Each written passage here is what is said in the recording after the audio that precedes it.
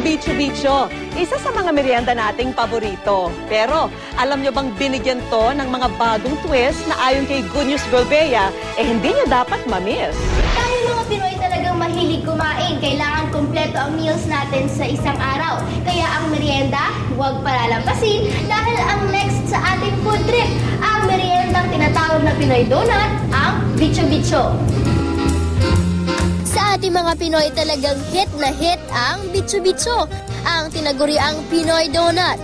Una raw ito nakilala sa Germany bilang crulle. Sa kanilang paglalakbay, nakarating ito sa Asia at sa pamamagitan ng mga Chino, nakarating na ito sa Pilipinas. Dito sa Binondo raw unang nagtagpo ang landas ng meriendang ito at ng panlasang Pinoy. Love at first taste daw ang nangyari at hanggang ngayon, patuloy pa rin ang love affair na to na ubod ng tamis. Meet Mommy Grace. 7 years old pa lang daw siya nang ma-inlove sa bicho-bicho. Simula nung maliliit pa kami, ito na po yung laging pinamimerienda sa amin ng nanay ko. At dahil love niya ang bicho-bicho, isasama natin siya sa ating food trip. First stop namin sa Taguig kung saan makikita ang isang bicho-bicho food cart.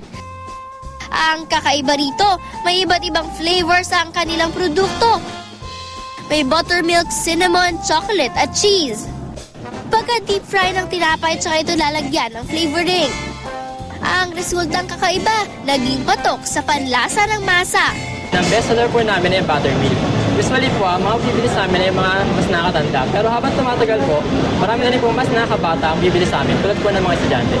Ano naman kaya ang say ng ating bicho-bicho lover na si Mommy Grace? Mas malambot siya kaysa dun sa bicho-bichong nakasanayan ko na nilalako. Dito sa isang restaurant sa Taguig, nakahanap kami ng special na bicho-bicho. Tara!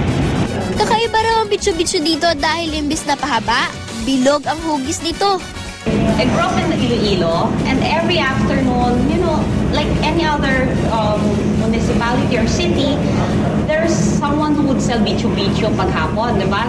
They would be bringing baskets. So it's really one of my fondest memories during my childhood days. By 5th grade, I'll be selling stuff, and one of the first things I was selling was yema.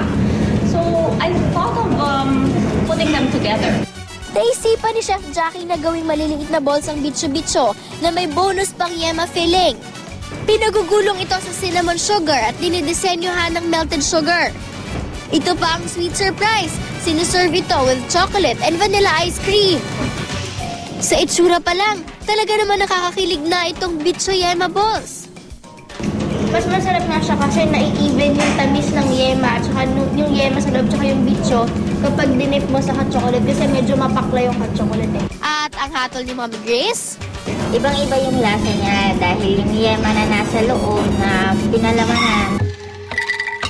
Sa aming search for the best bicho-bicho, nagpatuloy hanggang Green Hills kung saan to the next level ang linamnam ng ating bida.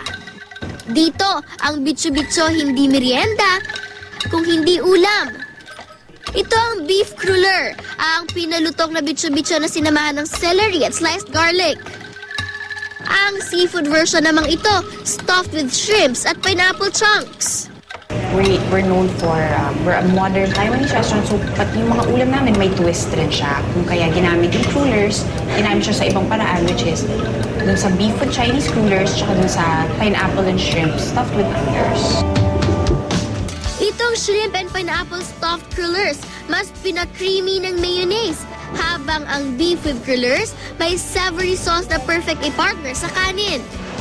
At kung naghaharap naman kayo ng dessert, di kayo mabibigo sa kanilang almond tea crullers.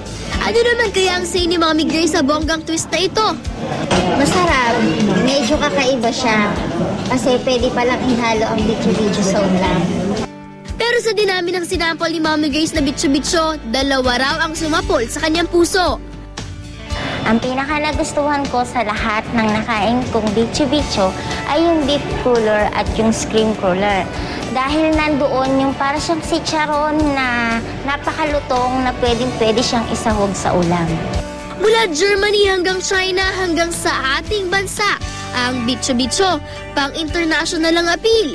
Kaya naman mapamerienda man, dessert o ulam, lagi tayong tinatakam.